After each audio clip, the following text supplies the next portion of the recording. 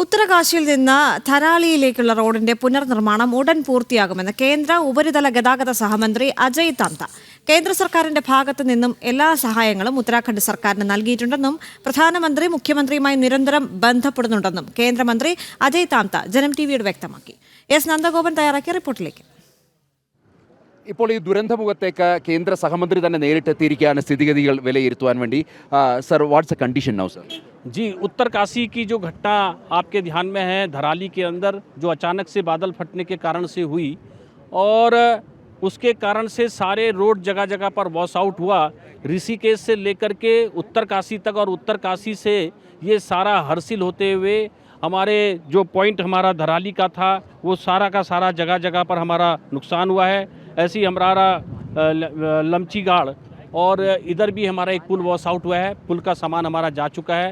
3 truck अभी तक हम पुल का सामान भी स्पॉट पे भेज चुके हैं।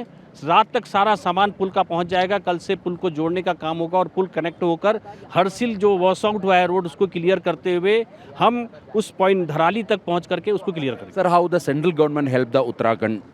लगातार माननीय प्रधानमंत्री जी का, गृह मंत्री जी का लगातार मॉनिटरिंग चल रहे हैं।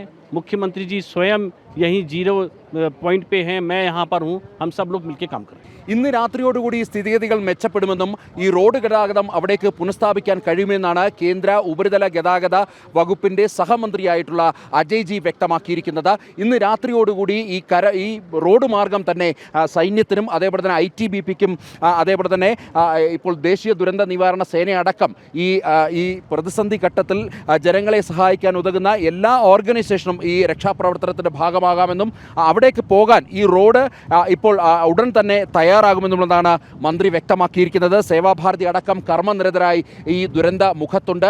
അല്പം ഏതാണ്ട് മണിക്കൂറുകൾ കൂടി കഴിയുമ്പോൾ ഇപ്പോൾ ഈ തകർന്ന റോഡും ഒപ്പം തന്നെ ഇതിനപ്പുറം ഒരു പാലമുണ്ട്. ആ പാലം കൂടി ഏതാണ്ട് വരുന്ന 5 മണിക്കൂറിനകം അത് ശരിയാകുമെന്നുള്ളതാണ് കേന്ദ്ര ഉപരിതല ഗതാഗത മന്ത്രി അടക്കം വ്യക്തമാക്കിയിരിക്കുന്നത്. ഇത് 5 മണിക്കൂറിനുള്ളിൽ ഇത് സാധ്യമായാൽ ഇന്ന് രാത്രി തന്നെ ഇവിടെ റോഡ് മാർഗമുള്ള ഇവാക്യുവേഷൻ കൂടുതൽ കംപ്ലീറ്റ് ആക്കാൻ കഴിയുമെന്നുള്ളതാണ്.